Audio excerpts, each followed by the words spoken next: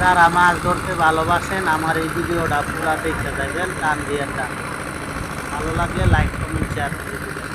দেখেন আমাদের এই পুকুর কিচ্ছা সব মাছ ধরে লাইতেছি।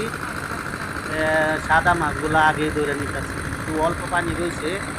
এই অল্প পানির মধ্যে ছোট একটা জাল দিয়ে টান দিলাম, যাতে সাদা মাছগুলা ধরে ফেলাইতেছি। কারণ এক গায়া মাছ মরা যায় একের মধ্যে চললে, এই জন্য অল্প পানির মধ্যে জাল দিয়ে একটা টান দিলাম সবাই মিলে, যাতে সাদা মাছগুলো আমরা আলাদা করতে পারি।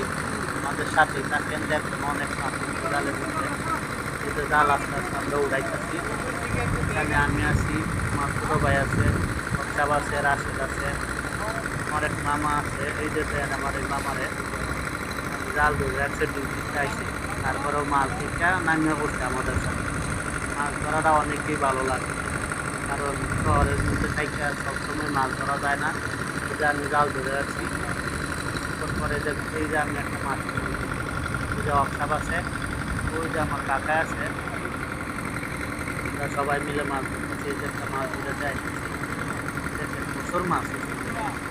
তাড়াতাড়ি মাছ ধরতে হইব, আমার ভাই ডাকতেছে বালতি নিয়ে একটু তাড়াতাড়ি। দেখেন আমাদের মাছ ধরার ভিডিওটা কেমন হয়েছে। অনেক বড় পুকুর, দেখেন এই পার থেকে এই পার অনেক ফুট, প্রায় 300-400 ফুট লম্বা পুকুরটা। এই যে মাছ ধরতেছি আমরা, আরো কাছে আয় কাছে আয়। দেখেন আমাদের ভিডিওটা, এই যে দেখেন কত মাছ আমার পায়ে ধরছে। রাশেদে বালতি নিয়েছে, ক্যারেট নিয়েছে, বালতির মধ্যে সাদা মাছগুলো রাখবো অন্য কিছু তারার জন্য, আর ক্যারেটের মধ্যে মাছ তৈরি বেচার জন্য, খাওয়ার জন্য। দেশি মাছগুলা এই ক্যারেটে রাখবো। বালতির মধ্যে রাখবো সাদা মাছ, রুই, সিলভার, অন্য অন্য মাছ যা আছে এটি সাইডা দিব, আর কিছু মাছ রাখবো খাওয়ার জন্য।